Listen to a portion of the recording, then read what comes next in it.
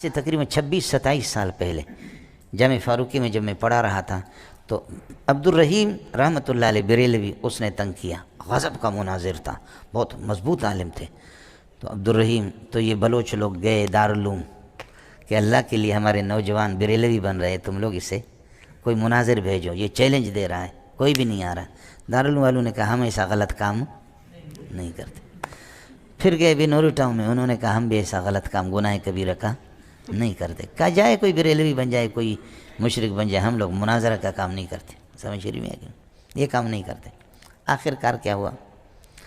آخر کار ان کو کسی نے بتایا کہ کوئی پاگل ہے جامع فاروقی میں، اس کے پاس جاؤ۔ میں متول پڑھا رہا تھا، یہ آگے سرخ گاڑی 4x4 گاڑی اس کی اس وقت تھی، اب تو 50-60 لاکھ کی گاڑیاں ہوتی، اس کے پاس 1-1.5 کروڑ کی گاڑیاں ہوتی۔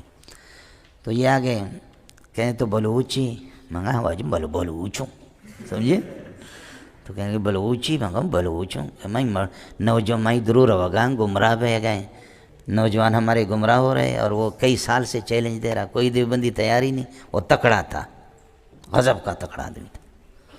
میں نے کہا تم شام کو آ جاؤ، مجھے لے جاؤ، ابھی چلے جاؤ۔ 3 دن کا اس کا جلسہ تھا۔ میں نے کوہستانی مولی عبدالرحمن کو اٹھایا، کچھ اور، میں نے کہا لڑائی ہوگی، دیکھیں گے، میں مناظرہ کروں گا اس سے، دیکھوں گا کہ اگر میں غالب ہوں اور وہ مغلوب ہے تو مجھے ماں کی گالی دے گا، تم لوگ کچھ بھی نہیں کر رہے، پھر مناظرہ کریں گے۔ اور اگر میں نے دیکھا کہ اس مضبوط عالم ہے، مجھے پھنسا رہا، تو میں ماں کی گالی دے دوں گا، پھر لڑیں گے۔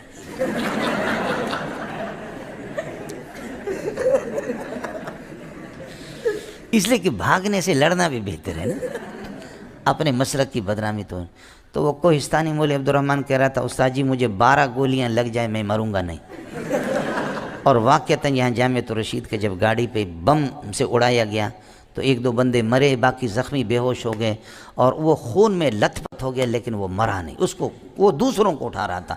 بعد میں لوگوں نے کہا کہ تمہارے اپنے سر سے پورے بدن سے یہ کہ خون ہی خون ہے۔ اچھا کوہستانی تو کوہستانی ہے، سمجھی۔ تو حضرت کو میں نے اٹھایا، مولی عبدالرحمن ہمارے شاگرد تھے، لمبے تھڑیں گے کوہستانی کو، انہوں نے کہا استاد جی فکر نہیں کرو، صرف اشارہ کرنا۔ تو ہم لوگ گئے وہاں، صلاۃ الحاجت ہم نے پڑھی، کتابیں میں نے اٹھائی، گاڑی میں ہم لوگ وہاں گئے۔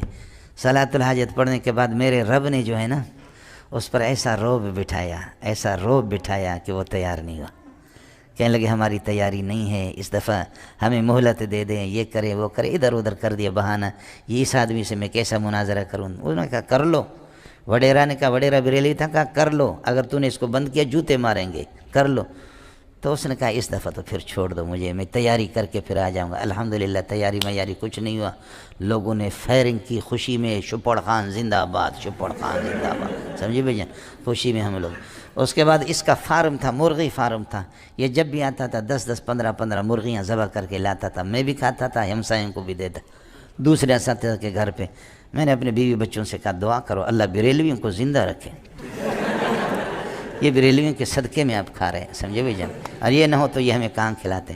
لیکن اب الحمدللہ ہمارا اتنا احترام کرتا ہے، اب تقریباً 27-28 سال ہو گئے کہ میرے غلام ہے، سمجھو کہ زر خرید غلام، بہت احترام کرتے ہیں، اللہ ان کو جزا خیر دے۔ اور کبھی ہمارے ایمرجنسی میں ہمیں 1-2 لاکھ کی ضرورت ہوتی ہے، وہ ہمارے ساتھ تعاون بھی کرتے ہیں، بہت اچھا تعاون کرتے ہیں، سمجھے۔